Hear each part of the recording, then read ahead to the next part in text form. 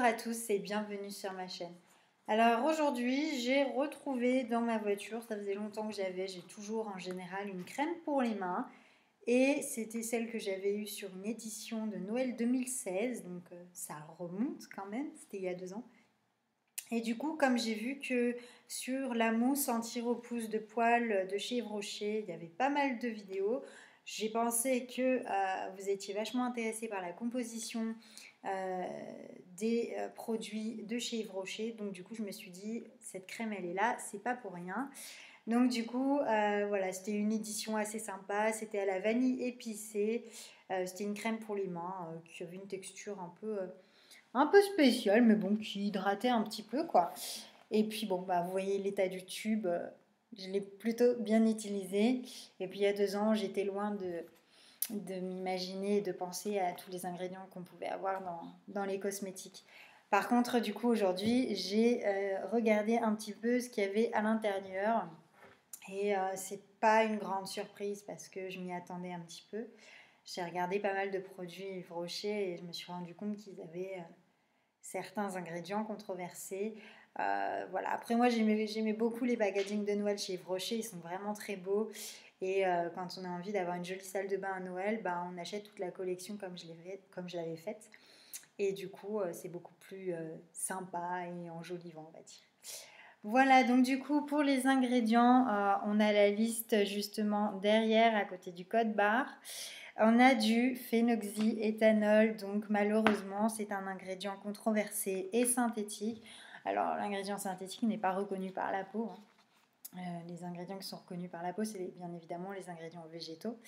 Donc, c'est un conservateur antimicrobien largement utilisé en cosmétique et c'est bien dommage. Il induirait des effets neurotoxiques et hépatotoxiques d'après certaines études scientifiques. Il présenterait également un potentiel sensibilisant, donc urticaire et dermatite. Donc pour les peaux sensibles et réactives, j'ai envie de dire, à éviter et s'abstenir, c'est encore mieux. Après, ce n'est que mon avis. Donc voilà pour cet ingrédient. C'est le seul qui est controversé dans cette crème. Donc voilà, malheureusement j'aime beaucoup les packaging de Noël, mais c'est pas des produits que je vais racheter à cause de cet ingrédient. Le dernier ingrédient, c'est le limonène, donc qui est un allergène végétal et qu'on retrouve vers la fin de la liste des ingrédients. Voilà, donc c'est présent dans un grand nombre d'huiles essentielles, donc encore une fois, c'est pas un ingrédient dramatique en soi, mais voilà, c'est à utiliser occasionnellement et à éviter, bien évidemment. Donc dans les huiles essentielles, d'écorce d'agrumes, les huiles de pin, la térébenthine et les huiles de menthe. Donc voilà, il est notamment utilisé dans dans les parfumeries, dans les parfums notamment, et le limonène tire son nom du citron.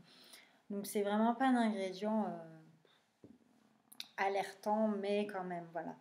En plus, il est seul dans ce produit, donc c'est pas très grave.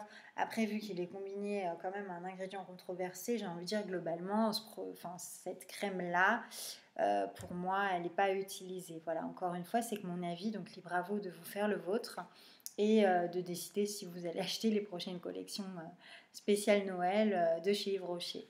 Voilà, j'espère que ma vidéo vous aura plu et je vous dis à bientôt.